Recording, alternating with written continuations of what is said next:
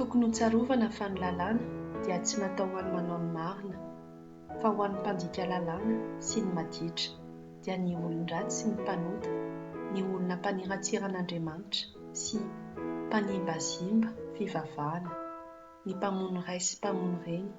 ny mpamono olona, ny mpijangajanga, ny mpifampila samy lehilahy, ny mpivarotra olona, ny mpandainga sy mpianiantsitoa, ary izay manao zavatra mifanohitra amin'ny fampianarana tsy misy tomika, araka ny finajantsara ny voninahitran'Andriamanitra, loharan'ny fahasambarana.